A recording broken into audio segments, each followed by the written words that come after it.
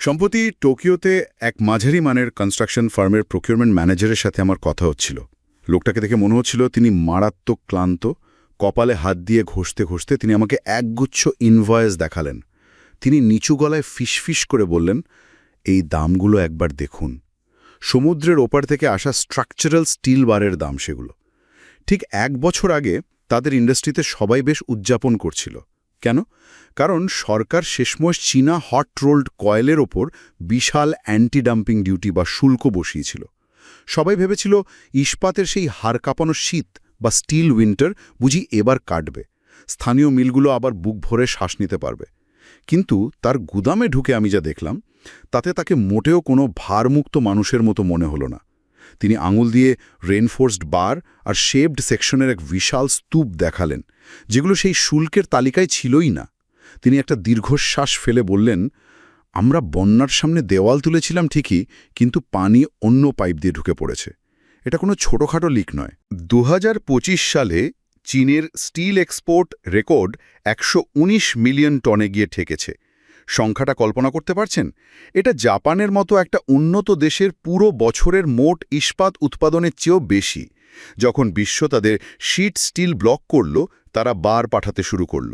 যখন বারের উপর ট্যাক্স বসানো হলো, তারা সেমি ফিনিশড বিলেট পাঠানো শুরু করল, যার পরিমাণ মাত্র 1 বছরে 240% বেড়ে গেছে।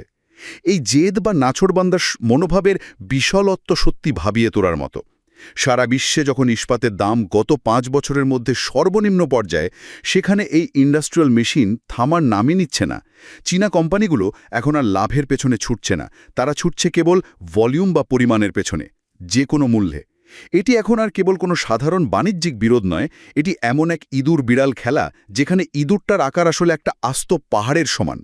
এখন প্রশ্ন জাগে, বিশ্ববাজারে যখন এমন একজন খেলোয়াড় থাকে যে ব্যবসা করার চেয়ে কেবল কারখানা চালু রাখাকেই বা মানুষের কর্মসংস্থান টিকিয়ে রাখাকেই শ্রেষ্ঠ লক্ষ্য মনে করে, তখন বাকিরা কি আদেও এই খেলায় টিকে থাকতে পারবে?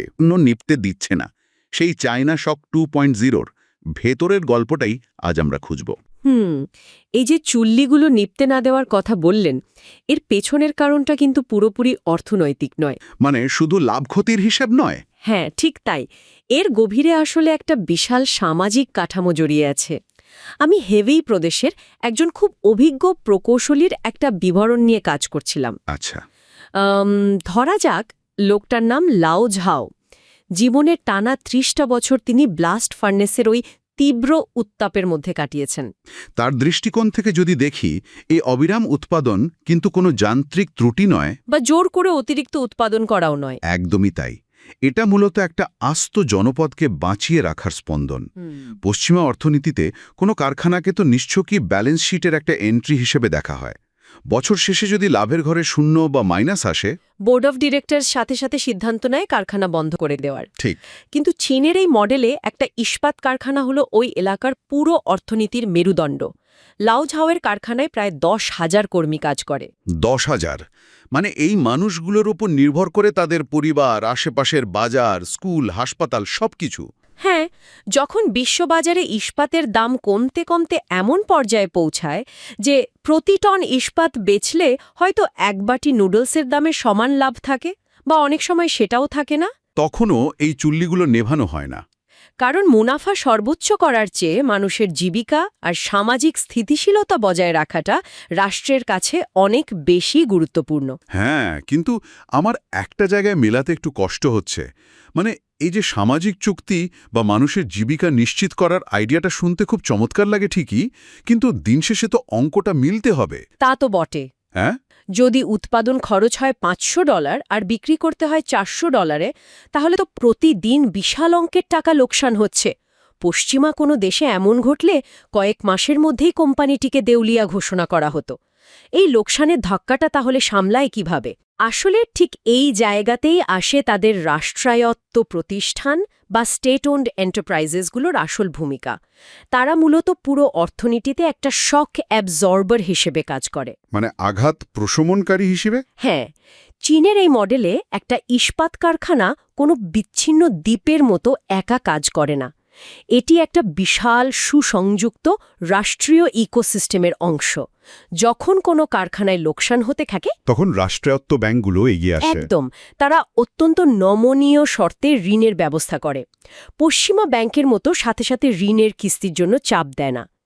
এর পাশাপাশি স্থানীয় সরকারগুলো সরাসরি কারখানার জ্বালানি, যেমন কয়লা বা বিদ্যুতের উপর বিশাল ভর্তুকি দেয়। এমনকি কারখানার ভূমির ভাড়াও তো অনেক ক্ষেত্রে মওকুফ করে দেওয়া হয়। হ্যাঁ, লক্ষ্য একটাই, যে কোনো মূল্যে কারখানা যেন পুরোদমে সচল থাকে।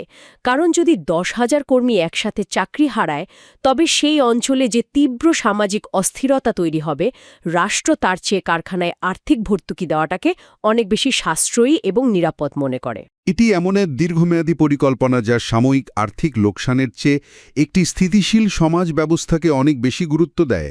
ব্যাপারটা সত্যি অভাবনীয়। তারা লাভ ক্ষতির প্রথাগত সংজ্ঞাই বদলে দিয়েছে আসলে।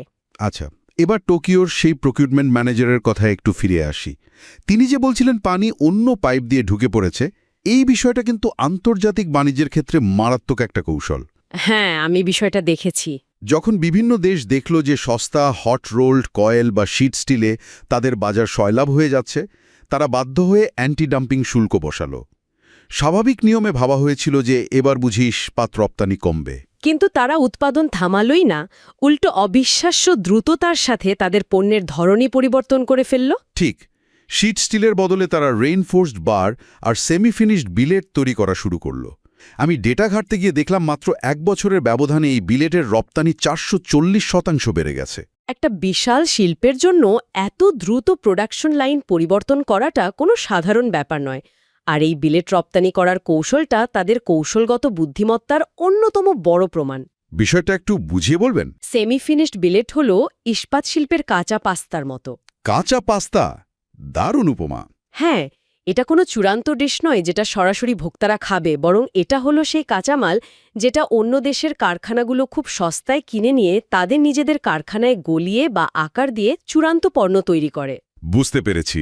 যখন তারা এই বিলেটগুলো বিশ্ববাজারে ঢালতে শুরু করল, তখন তারা আসলে অন্য দেশের সাপ্লাই চেনে নিজেদের একেবারে অপরিহার্য করে তুলল। যেমন তুরস্ক বা ভিয়েতনামের কোনো স্থানীয় ইস্পাত কারখানা হয়তো সম্পূর্ণ তৈরি পণ্যের বিরোধিতা করবে। ঠিক, কারণ সেটা তাদের বাজারের জন্য হুমকি। কিন্তু যখন তাদের কাছেই খুব সস্তায় এই বিলেট বা কাঁচামাল অফার করা হয়, তখন সেই কারখানাগুলোর উৎপাদন খরচ জাদুকরীভাবে কমে যায়। ফলে এক অদ্ভুত নির্ভরশীলতা তৈরি হয়। আন্তর্জাতিক বাণিজ্য শুল্কের বেড়াজাল টপকাতে এর চেয়ে নিখুঁত কৌশল আর হতে পারে না। কাঁচা পাস্তা বিক্রি করে তারা আসলে অন্য দেশের রান্নাঘরের নিয়ন্ত্রণ নিয়ে নিচ্ছে। দারুণ বলেছেন। আর এই বিশাল পরিমাণের ইস্পাত বিক্রির জন্য তারা কেবল আমেরিকা বা ইউরোপের বাজারের দিকে তাকিয়ে নেই। বাজার সম্প্রসারণের ক্ষেত্রে তারা অত্যন্ত সুপরিকল্পিতভাবে গ্লোবাল সাউথের দিকে মনোযোগ ঘুরিয়েছে। বেল্ট অ্যান্ড রোড ইনিশিয়েটিভ বা BRI এর মাধ্যমে তারা দক্ষিণ পূর্ব এশিয়া, মধ্যপ্রাচ্য, আফ্রিকা এবং ল্যাটিন আমেরিকার দেশগুলোতে বিশেষ অর্থনৈতিক অঞ্চল গড়ে তুলেছে। তার মানে তারা কেবল পণ্য বিক্রির জন্য নতুন ক্রেতা খুঁজছে না, তারা নিজেরাই বিশাল বিশাল মেগা প্রজেক্ট তৈরি করে সেখানে পণ্যের চাহিদা তৈরি করছে।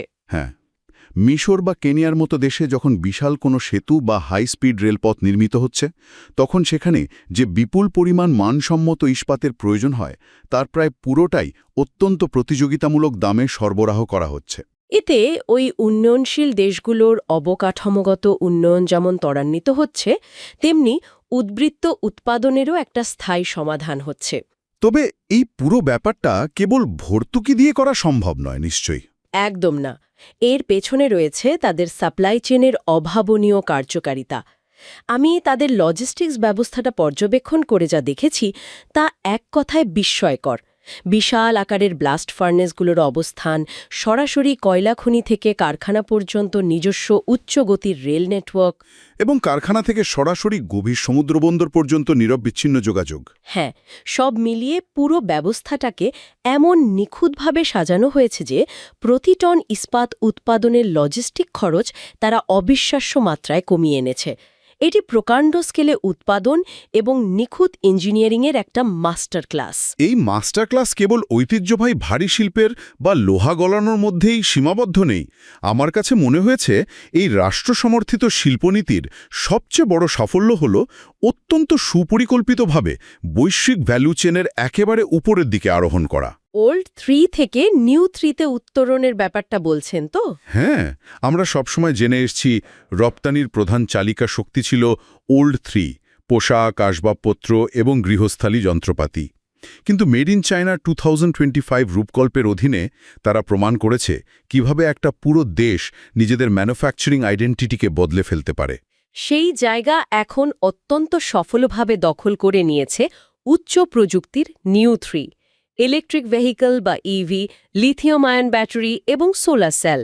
এই 3টি অত্যাধুনিক এবং পরিবেশ বান্ধব প্রযুক্তির বিশ্ববাজারে এখন তাদের নিরঙ্কুশ আধিপত্য। পরিসংখ্যান দেখলে চমকে যেতে হয়। বর্তমানে বিশ্বের অর্ধেকেরও বেশি ইলেকট্রিক গাড়ি সেখানে তৈরি হয়। আর সোলার প্যানেল এবং উইন্ড টারবাইন উৎপাদনের ক্ষেত্রে বৈশ্বিক হিস্সা 60 থেকে 80% উপরে।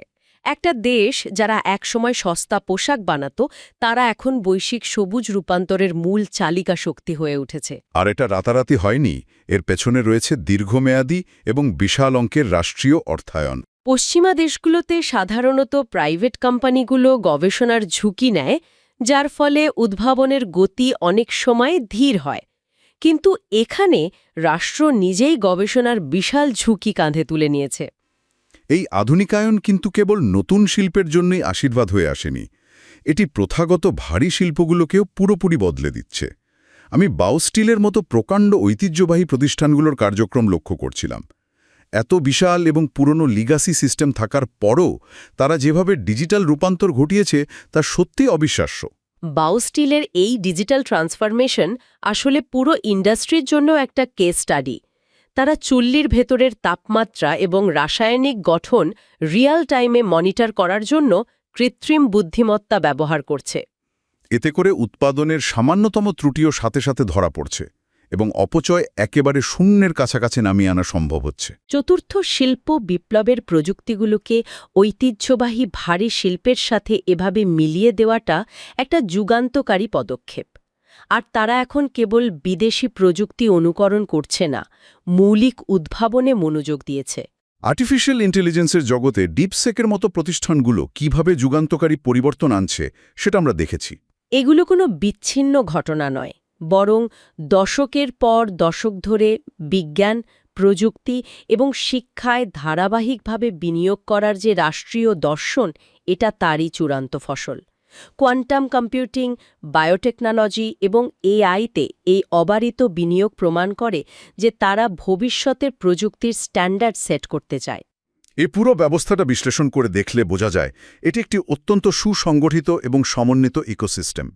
একদিকে লাউঝাওয়ের মতো শ্রমিকদের জন্য চুল্লিগুলো চালু রেখে কর্মসংস্থান ও সামাজিক স্থিতিশীলতা নিশ্চিত করা হচ্ছে, আর ঠিক একই সময়ে সেই কারখানার ভেতরেই আর্টিফিশিয়াল ইন্টেলিজেন্স ব্যবহার করে উৎপাদনশীলতার চূড়ান্ত সীমায় পৌঁছানোর চেষ্টা চলছে। যখন নিজস্ব বিশাল উৎপাদন সক্ষমতা, অত্যাধুনিক প্রযুক্তির বিকাশ এবং দীর্ঘমেয়াদী জাতীয় পরিকল্পনার এত চমৎকার সমন্বয় ঘটে, তখন যে কোনো আন্তর্জাতিক বাণিজ্যিক বাধার বিরুদ্ধে অত্যন্ত দ্রুত মানিয়ে নেওয়া যায়। অ্যান্টি ডাম্পিং শুল্ক বা ট্রেড ব্যারিয়ার হয়তো সাময়িকভাবে গতি কিছুটা শ্লোথ করতে পারে, কিন্তু এই বিশাল সমন্বিত শিল্পযন্ত্রকে পুরোপুরি থামিয়ে দেওয়া প্রায় অসম্ভব। প্রথাগত পশ্চিমা বাজার অর্থনীতিতে যেখানে স্বল্পমেয়াদী মুনাফাকেই সাফল্যের একমাত্র মাপকাঠি ধরা হয়, সেখানে এই রাষ্ট্র-সমর্থিত মডেলটি দীর্ঘমেয়াদী স্থায়িত্বকে প্রাধান্য দিচ্ছে। একটি ব্লাস্ট ফার্নেস কেবল লোহা গলায় না, এটি একটি শহরের মানুষের বেঁচে থাকার নিশ্চয়তা দেয়। ঠিক তেমনি একটি বিশাল সোলার প্যানেল কারখানা কেবল বিদ্যুৎ উৎপাদনের যন্ত্র বানায় না, এটি ভবিষ্যতের বৈশ্বিক প্রযুক্তি বাজারে একটি দেশের নেতৃত্ব নিশ্চিত করে। ভারী ইস্পাত শিল্প থেকে শুরু করে সর্বাধুনিক প্রযুক্তির নিউ 3 সব ক্ষেত্রেই তাদের এই অবিচল পদ্ধতি স্পষ্টভাবে বুঝিয়ে দেয় যে বৃহত্তর সামাজিক অন্তর্ভুক্তি যে কোনো বৈশ্বিক অর্থনৈতিক ধাক্কা সামলাতে কতটা কার্যকর। আলোচনার একেবারে শেষ প্রান্তে এসে এই পুরো বিষয়টি থেকে একটি চিত্র অত্যন্ত স্পষ্ট হয়ে ওঠে। উৎপাদনের এই নিরবিচ্ছিন্ন ধারা, সাপ্লাই চেনের উপর এই চূড়ান্ত নিয়ন্ত্রণ এবং আধুনিকায়নের এই সুশৃঙ্খল প্রক্রিয়া বৈশ্বিক বাণিজ্যের পুরনো সমস্ত সমীকরণকে নতুন করে লিখতে বাধ্য করছে। মানুষের কর্মসংস্থানকে সুরক্ষিত রেখে কিভাবে একটি বিশাল অর্থনীতি আধুনিকায়ন এবং উদ্ভাবনের মাধ্যমে যে কোনো আন্তর্জাতিক সংকটকে পাশ কাটাতে পারে, তার এক অনবদ্য বাস্তব উদাহরণ হিসেবে এই মডেলটি বিশ্ব অর্থনীতিতে দীর্ঘমেয়াদী স্থিতিশীলতার এক সম্পূর্ণ নতুন মাপকাঠি হয়ে থাকবে। ভবিষ্যতের অর্থনৈতিক গতিপ্রকৃতি বুঝতে হলে এই সুসংগঠিত এবং উৎপাদনমুখী কাঠামোর প্রতিটি স্তর বিশ্লেষণ করা ছাড়া আর কোনো বিকল্প নেই।